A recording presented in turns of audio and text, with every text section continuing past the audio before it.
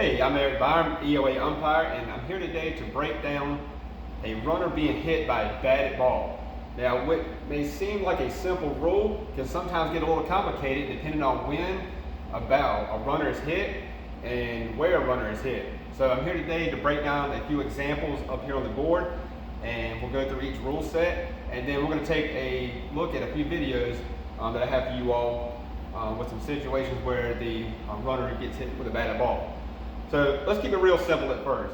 We're going to start out with a runner on first base, R1, and we're just going to have a simple ground ball hit to the second baseman.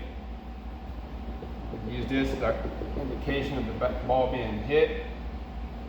We have the runner hustling to second, and boom.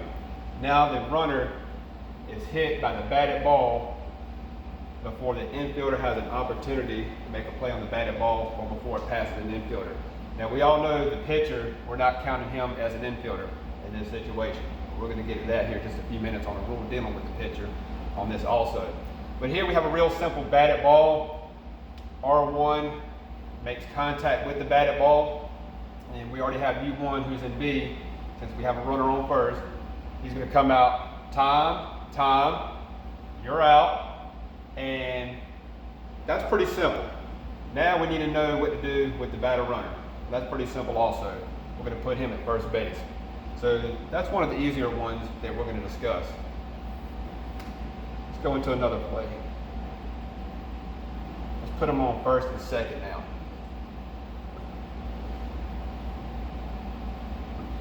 We have a runner on first and second, and we're just going to say another ground ball hit the second baseman. He's moving on contact. He's running to second, and boom, same thing. R1 is hit by the batted ball. So now we got to ask ourselves, what do we do with the runners and the batter runner? Pretty simple. R1 in this situation is going to be out. R2, who was heading to third, well, tough break for them, but he's going to be sent back to second since he was at second base time of the pitch. And now we're going to award the batter runner first base, or send the batter runner to first base. So now we're going to have pretty much the same situation, first and second. So that's a pretty basic one there. Let's talk about now where a batted ball hits the runner after it passes an infielder. And this is where the confusion starts. This is where the coaches start screaming, wanting to know what's going on. The ball hit the runner. Well, I'm about to explain the rule on what happens in this situation. All right, so let's just say we have one out and a 3-2 game, the sixth inning, and our defense is trying to cut down the run to the plate. We're trying to prevent this runner from scoring. So, of course, now we're going to draw the infield in. All right. So now we have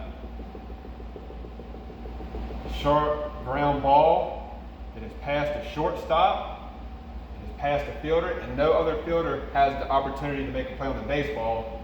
And all of a sudden, boom, the batted ball hits the runner after it passes the fielder. Coach is over here, he'll be screaming, he should be out. What happened? The batted ball hit the runner, but in this rule, after it passes an infielder and no other infielder has the opportunity to make a play on the baseball, this will be a live ball.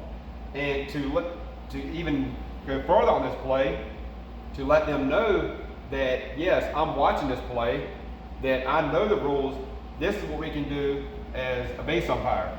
Yes, we know the ball hit the runner, okay? We're not going to kill it, but instead we're going to come out with the that's nothing mechanic.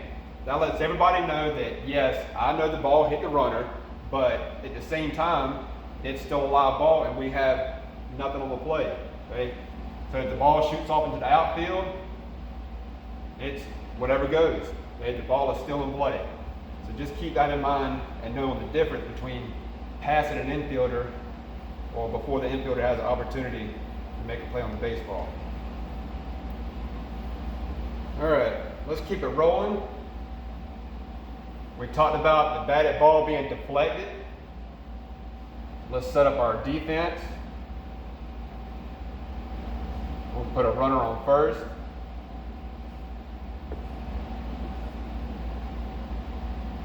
And we have a hot shot back to the pitcher. He may stick his leg out. It may hit up his kneecap. Now the ball comes scooting over here. And now the ball hits the runner. Okay? Are we going to kill this? No. All right? It was deflected off the pitcher's kneecap or off his foot. And now it hits the runner, advancing to second. And once again, this is a good time to come out with the that's nothing mechanic. Okay? So now we're going to leave this ball in play, and whatever happens after the play happens. In the next video, when we talk about interference by a base runner, if he interferes or runs into this fielder trying to make a play on that ball, then we're going to have something else. But we'll talk about it in that portion of the video. But right now, we're just concentrating on a batted ball hitting the runner. All right, a lot of you all at home are wondering what happens if a batted ball hits a runner while standing on the base. So let's set this situation up. We'll just say one out, and we have R2, we have U1 and C, and we have just a high pop up to the infield. And since it's one out, he's just going to go back to the bag and stand on the bag. Shortstop's converging, second baseman converging. In the last second, these two miscommunicate with each other and can't decide who's going to catch the ball. And all of a sudden, the batted ball in the air hits the runner on the base. Okay? In this situation, R2 is going to be out. Okay? R2 will be out, and we're going to award the battle runner first base. So it'll be time, you're out, battle runner, first base. Let's make this really interesting. I know it's getting a little confusing, but here is the rule for an infield fly situation. We have first and second. We have one out. No flies in effect. And we're going to have the same situation here. Pop up to the middle of the infield. R2 is retreating back to second. He's now standing on second. These two are converging. Okay, U1 makes a good call. Infield fly. All right, so now we know we have the infield fly in effect. Battle runner's going to be out. And now all of a sudden these two just look at each other, miscommunicate, and the ball decides to fall and hits R2 while standing on the base. Okay? This is the only time where the base provides a safe haven for the base runner. Okay? We talked about earlier in the last example with the runner on second only and the ball hit him while on the base. In that situation, he's going to be out. But since the infield fly rule is in effect, this time we're going to still have time. We're going to still kill it. Okay? And now we're going to still have first and second. R2 is not out. The batter's still going to be out, but we're going to have time, and runners will be put back at first and second base are they starting with. So those are just some examples on what we have on different situations where the ball does hit the runner.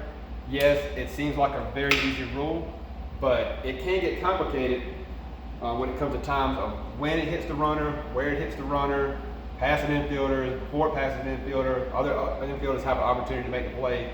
So these are just some examples. I can do this until I'm blue in the face, but there's nothing better than actually understanding this, like watching videos. So I'm about to pull up some videos now, and we'll show a few examples. Notice the mechanics of the umpire. Some are a little different. Some come out and just say, you're out, you're out. Some of them, come out time. But they are aware of what's going on in the video or on the field, and they are making the correct call. So let's take a look at a few of these videos.